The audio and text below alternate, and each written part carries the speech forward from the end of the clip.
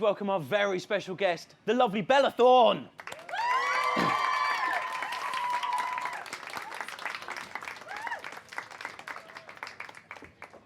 It's the hills. No running, no running, no running, no running. How are you? Hi, I'm the biggest klutz. Don't hate me. Take a seat. Welcome. Welcome to London. Oh, thank you so much. Here's the thing, and we'll talk about this in more detail, because obviously growing up in a high school, it's all about Twitter and Instagram and selfies and that kind of stuff. I started following you a few days ago when you arrived in London, and I kind of know what you've been up to. Is that weird? Does that kind of feel like stalking? No, I stalk people more heavily than that. I even go through my Instagram newsfeed and stalk the people that they're stalking. I'm that double girl. stalk? Yeah, double stalk. Kind of like that. The first thing I kind of, when I started stalking you, let's admit it now, you went bike riding in London. Yes, what were you thinking? I did. Oh. No one rides a bike in London. No, Safety it's first. Cool. No, it was so much fun. My mother and I just sat under a blanket and we rode around and got to see the city, and it was beautiful. Okay, all right. Well, I'm glad you survived. That's what I'm saying. I did. Let's talk about the DUFF. Now, first of all, the kind of lead in the movie is a girl called Bianca, who we discover is a DUFF. Now, I don't know if anyone realised this, but DUFF in the UK, so, you know, designated ugly fat friend. Mm-hmm. Really? Yeah. Like, and I understand you auditioned to be that character. Uh-huh. Two issues with that: the ugly and the fat bit. Oh no. Like, how are you in the world gonna be that girl? Oh, trust. You see this without makeup on in the morning, and you're like, ugh. Oh, there are lots of people that would like to. And they're all stalking your Instagram. So I mean, that was the part that you went up for originally. Mm-hmm. Yeah, I read the script and I completely identified with that character, Bianca, because I was bullied growing up all through school. So I wanted to portray that. I wanted to help with that. And our director Ari was like, "You're more of a Madison. Would you consider doing this role?" And I really, really loved the script. Although I didn't want to play another mean girl, I made sure that this character was very different from any mean girl I've played before. I was going to say, because we saw you kind of play that mean character-esque in Alexander and the Terrible, No Good, Very Bad Day, which is really hard to say. Yeah, but they're so different. Yeah, completely. But that was one of those things where, you know, that character was very harsh for a very different reason. In this movie, Madison's very different. She's a much more in-depth character. There's a lot more going on. Was that the appeal for playing her? Yeah, I mean, when I read for Madison, I had our director Ari came and visited me on the set of Amityville Horror, and he read me, and I literally have like blood all over me. I'm in my leather jacket, my comic book T-shirt, my ripped jeans, and my boots, which I wear every day, and then I have like this deep, dark black eye makeup on with like black lipstick, and I just kind of read it the whole entire time like I did in the film, just very, you know, flat and not like, OMG, I'm gonna be, you know, like nice to you and then mean behind your back. I wanted to make sure that they were so different. So then after I was done, he was literally like, oh wow, like, I mean, besides the blood, I literally could see you in the movie just like this.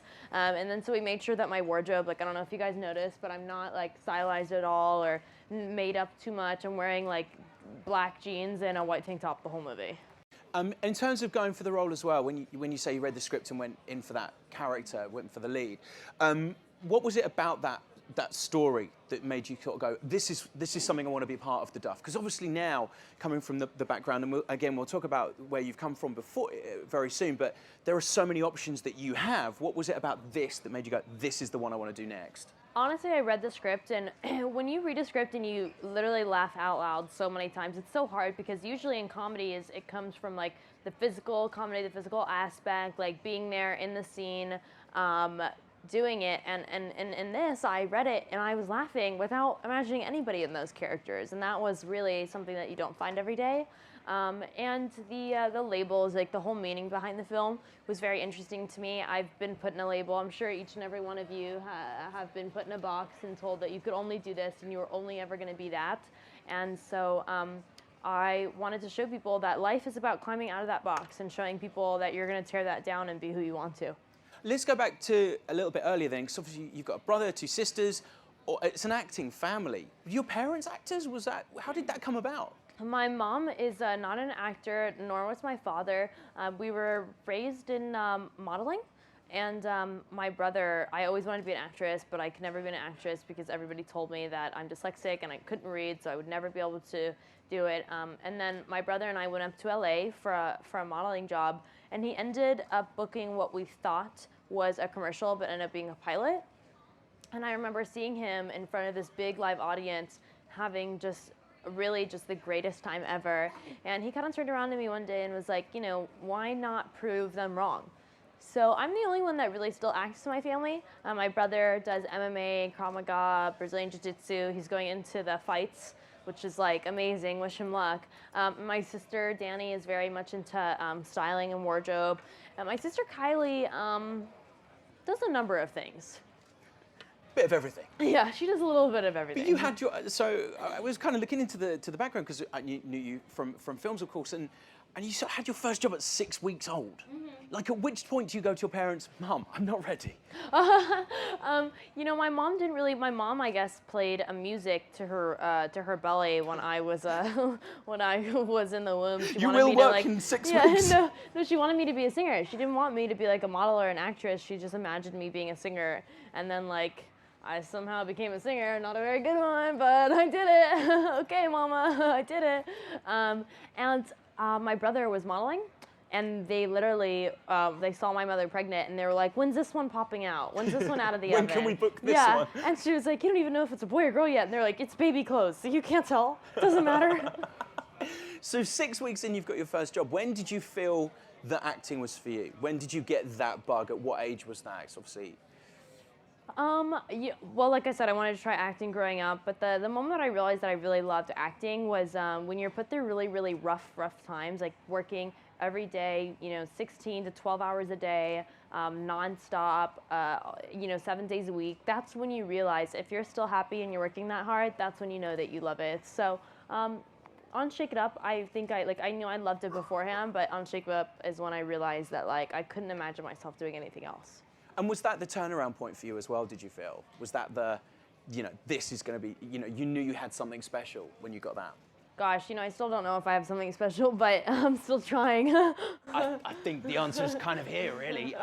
But obviously the choice of work as well. I mean, I was reading because you were in Stuck on You as well with the Farrelly brothers. Yeah. Like, how did that come about? How do you end up on a film set with the Farrellys and Matt Damon? I mean, I was an extra. But that's still kind of cool, I remember right? losing my tooth while shooting, actually. And I actually couldn't tell you the story behind Stuck on You because I was so young. I don't really know how. I could, and I still shouldn't. But my first real job was on Entourage. Yeah. As two lines. I was just the girl, and I love working on that set.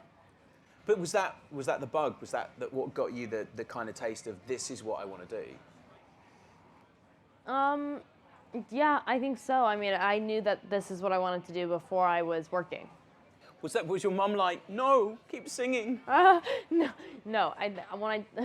Look, my mom knows I'm tone deaf. Okay, she's like, just leave it alone. You've sold a lot of records. That's kind of hard to say.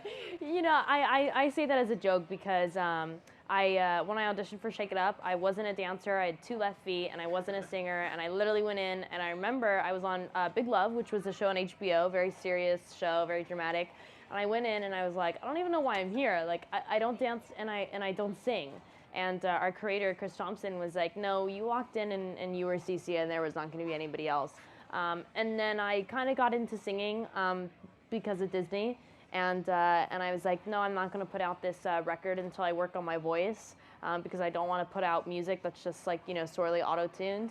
And so I did, and I worked on my voice. So like, my voice is good now, but it's not something that I so like love. My friends, for instance, that like didn't know that I had an album, like they think that I'm not a singer because anytime they ask, I'm like, oh no, I'm not a singer.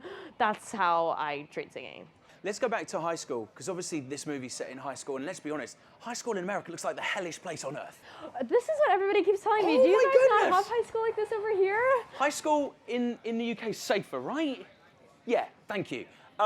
Oh my goodness! It's really You're like watching that. this movie going like, I always thought, right, growing up, how cool would it be to be in American high school? No, not anymore. Not anymore. But don't you guys have skins and stuff? Isn't that like drama filled? Yeah, still less painful from being tweeted Really? about constantly, 24 hours, and every, like, so I mean, we can't, I don't want to give too much of the film away, but obviously something happens, there's a kind of awkward video and it gets tweeted around. And there's stuff where you see the characters and they're going, oh my God, that's so embarrassing. Let's retweet it. And that kind of thing. And over here, I don't know if it's that brutal. Is it that genuinely brutal in America? Yeah, it's pretty brutal. I mean, people just want to do that kind of stuff just to get a reaction, just to laugh, just to share with their friends, just to gossip. And was that, you know, you were saying that you struggled at high school for you. Was that something that you experienced? Yeah, I'm still bullied all the time. Cyberbullying is such a big thing. It's so scary because everybody can hide behind a computer screen and tell you, well, you're fat, you're ugly, your nose is too big, your eyes are too fall apart, you're not a woman because you don't have boobs. Like, they can say all that behind a computer screen, but I want you to come to my face and try and get more than 2 words out. I don't want them to ever come to my face, by the way. And ever. No, I'll hide, thanks. I have had people come up to me and they're like, you look prettier on TV. Or you look prettier in person than you do on TV. And I'm always like, thank you. I don't really know how to How do you cope with that in terms of, you know, like you say, people at high schools in America that don't have the level of fame? I mean, you have like 5-point-something million followers on Twitter. I'm more on Facebook. Oh, sorry, high five me for Facebook. Keep it real. It's like about 4 million on Instagram as well. So obviously, do you accept that obviously growing up in, not only you have to go through the high school thing, but you have to go through the high school thing with a level of incredible fame? Does that make it twice as hard, or does that make it slightly easier? No, it's still pretty hard. Although I think it's, you know, it's hard because you're getting judged so much in school, but now imagine 9 million people judging you the same way or more harshly because they're seeing you every day, they see you made up, and they just think that, you know, you're one type of person until they meet you, and that can change everything.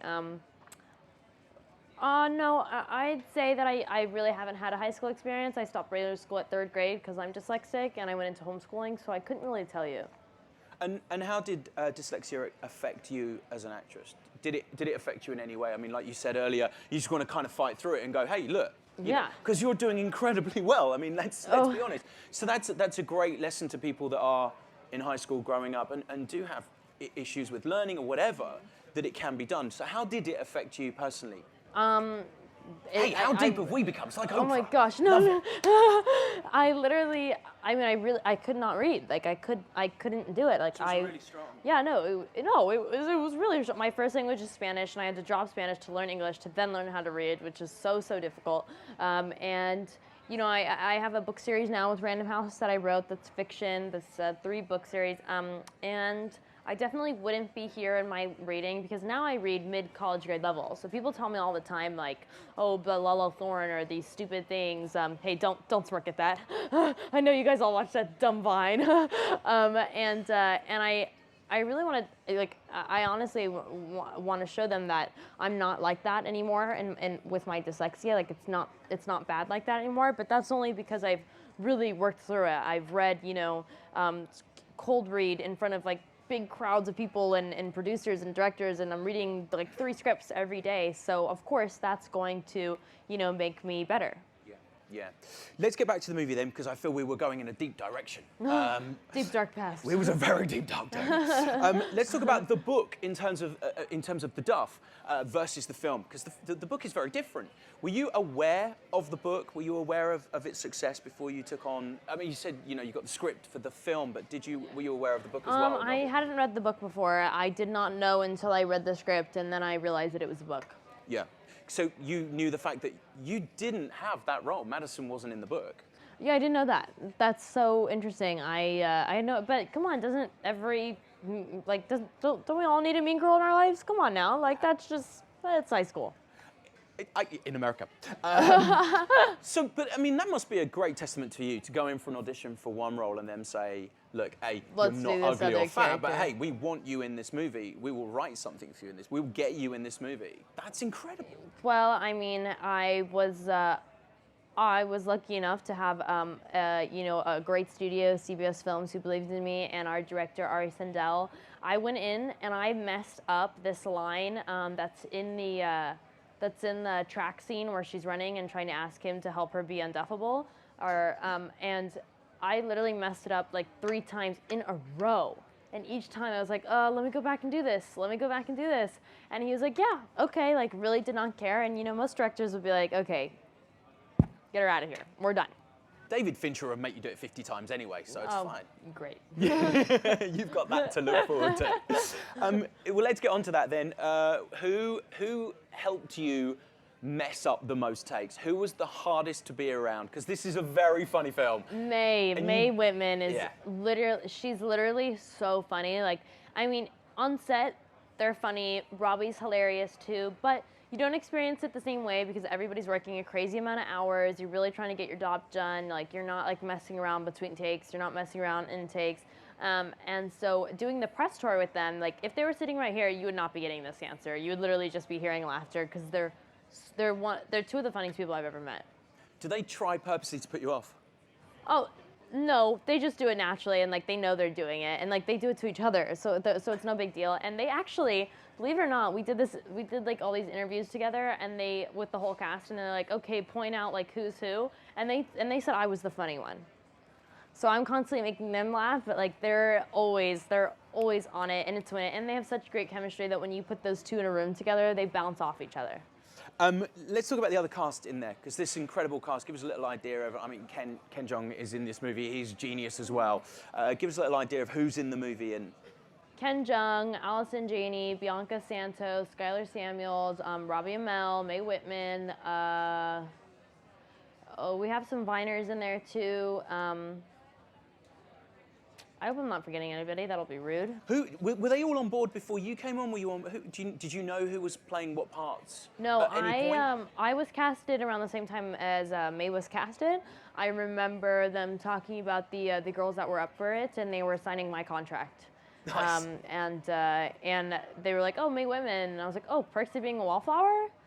Okay, and I hadn't really seen her in anything else. And then I remember being at the table read and being so blown away by her stardom and how like she's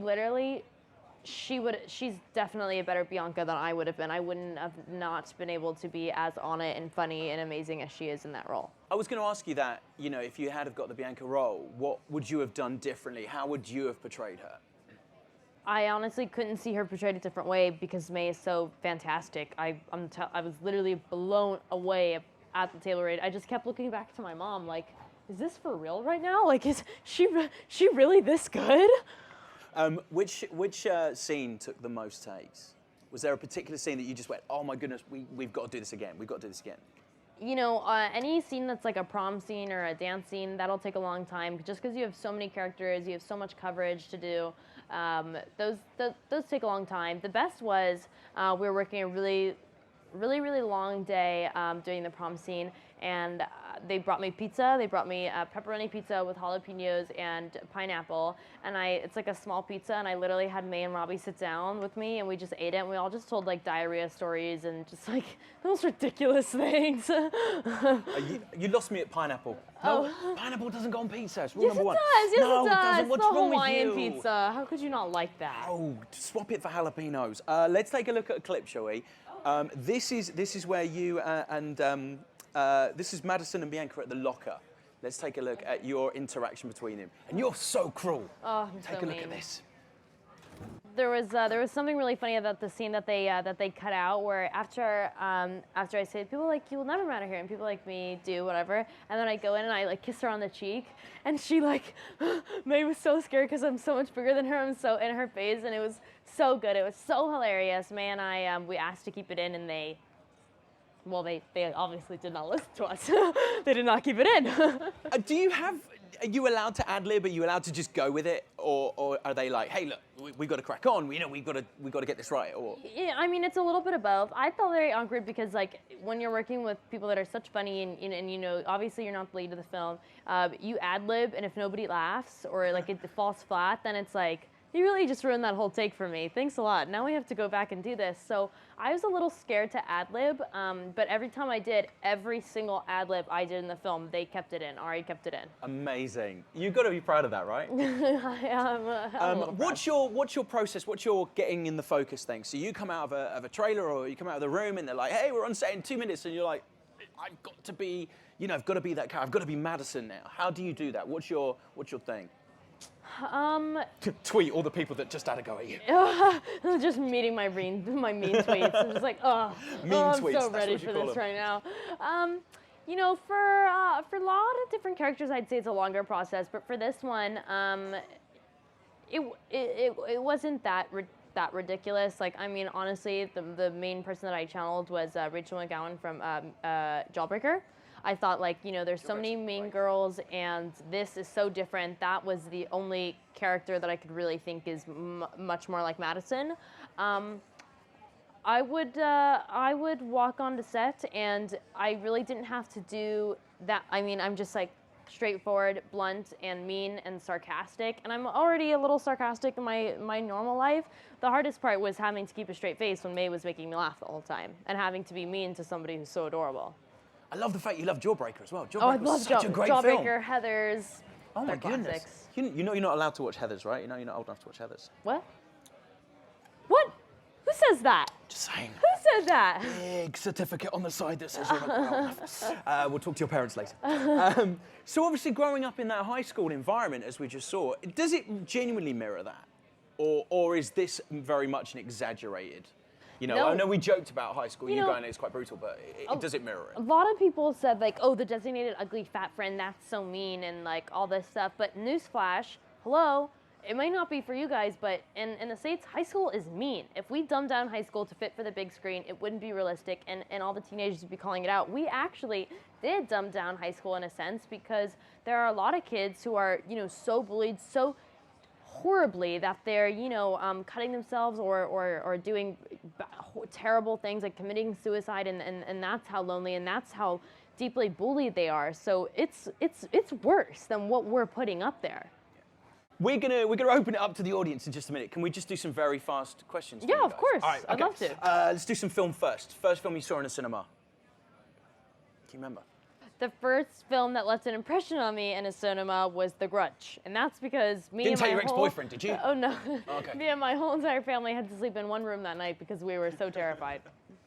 I was exactly the same. Really? After watching You like The Grudge? I love Yeah. The Grudge. Do you know what? I was supposed to be staying in a hotel on my own the night I saw The Grudge, and I rang You a friend ditched- and said, "Can I come around?" Oh my Genuinely gosh. true. Can't believe I said that, and there's cameras here.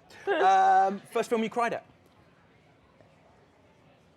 The Grudge. I'm very emotional. I cry a lot. There's been many films one film I really, really bawled my eyes out, Marley and Me.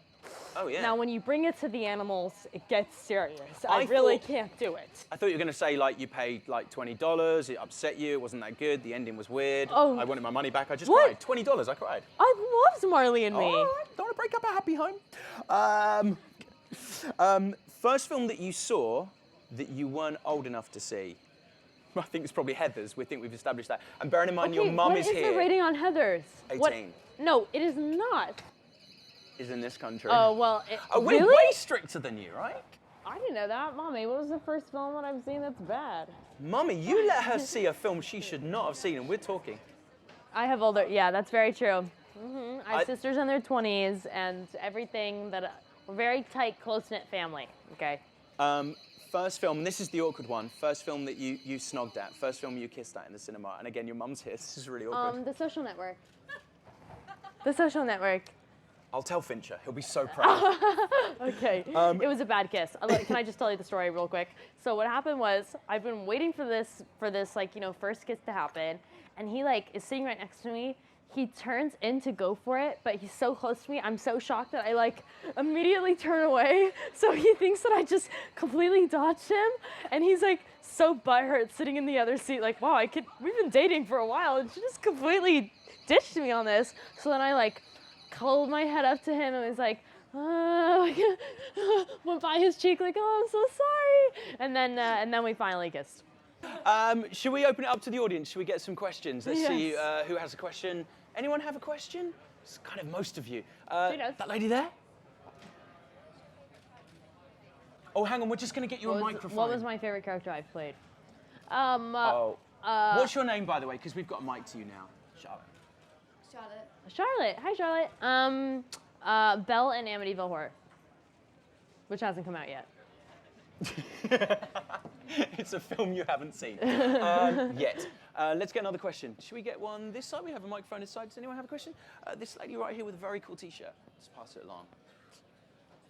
Hi, Bella. Hi. My name's Rachel. I was just wondering, what was it like working with Adam Sandler and Drew Barrymore? Awesome. Two of the nicest people you could ever work with. Adam was playing basketball in his off times, which was awesome. He played with me, and I actually got very good. And then I came to LA, and I stopped being good. That's what I did. I stopped being good at it. And Drew Barrymore is like so sweet. What a beautiful mom she is. And hilarious. They're both literally the characters that you see on screen is them in real life.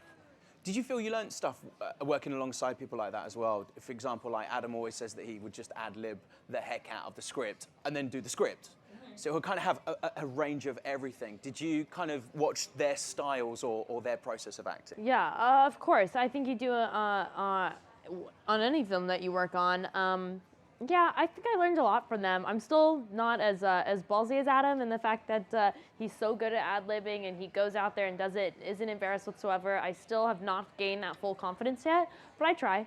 Do you go back and watch all of their work as well before you kind of go, right, I know I'm going to be on set with Drew Barrymore, let's go back and through everything? I was such a big fan before I even started working with them that I didn't need to do that. Also though, Terry Crews, that was freaking cool. I remember being at the table read and I saw him and I was like, Mommy, it's the guy from White Chicks. And she's like, what? And I'm like, wheelchair, that's what he says in the line. That's my favorite line in the whole entire movie. And he's so funny. I love him. I literally love him. Everybody hates Chris as well, right? There you go. Genius. That's another good one. Pure genius. Let's get another question. There are two ladies at the back there, so maybe you could both have a question. We'll pass it along. Oh, bless. I love your glasses. Can I just point out what she did? She got the microphone and she was like, it's like it's live, you can talk. Hi. I was just wondering, like, who really inspires you? Because you inspire me, so I was wondering, like, who inspires you? My mom. My mom does. If you can't say your mum, pick someone else. No, Because I feel like I need to apologise to your mum for so much already. Nearly kissing your daughter. That you're not old enough to see the movies. What about in terms of acting? Is there someone that you've grown up being inspired by? An actor or an actress that you've sort of gotten? You know, I mean, one thing that really inspired me, I would say, I don't know if I'm pronouncing her last name right, but Katherine Heigl or Hegel, I don't know how you say her name right, but she had this speech when they, don't quote me on this exactly, but she's been working since a very, very young age, and they said, oh my God, look at this girl who like one hit wonder, like came out in overnight sensation, and she did the speech about she's not an overnight sensation. She's literally been working her whole entire life to be where she is, and you know, those are the people that you love. Like I can only hope that, you know, one day I could even be compared to her or be in her place, and I will say the same exact thing that she did. I think it was Knocked Up as well, wasn't it? The first thing when it kind of turned it around. Yeah, when everybody was like, oh, this new like blonde stepping into the yeah. scene, and that was not the case. I think that's part of acting though, isn't it? You have that breakthrough movie and everyone's like, oh my goodness. Because, you know, you are going to have the people that go, I haven't seen this person before, but then you've got millions of people who already kind of are aware of your work. So kind of already 100 steps ahead of where Catherine was. She was kind of doing it before the YouTube generation, the chance of tweeting and stuff like that. Yeah, the whole thing. So let's get the question from the girl next to her. Hi. First, I absolutely love your shoes. Oh my goodness! Do you want to know how uncomfortable they are? No, you don't. You don't want to know. Can we tell them what you were wearing 2 minutes earlier? Yeah, slippers. I was wearing my hotel slippers. I've been walking around in them all day. I was just wondering if there's any like significant differences between being on set with Disney and then like more like the DUFF kind of thing. You can have naughty language, surely. Yeah, I mean, there's definitely a lot of differences. It's a whole different vibe. You're also working with more adults on Shake It Up. We're all about the same age. In the DUFF, I'm the youngest of the cast. But I'm used to working with adults because I've done that my whole life, so it wasn't so different. Working on Shake It Up, I don't know. It's different in its own way. Not really one that I can point out exactly, but you know, working with Zendaya was amazing, but also working with May was just as amazing. They're both hilarious people. So. Thank you very much. Ladies and gentlemen, we've run out of time. I'm so sorry. Thank you very much indeed for coming in. And the Duff is absolutely hilarious. You are going to love it. April It is 6th. genius. Oh, go see it. And tweet about it as well. We'd be grateful. Hey, ladies and gentlemen, thank you so much. Thank Please you, welcome my guys. guest, the lovely Bella Thank you Thorne. so much.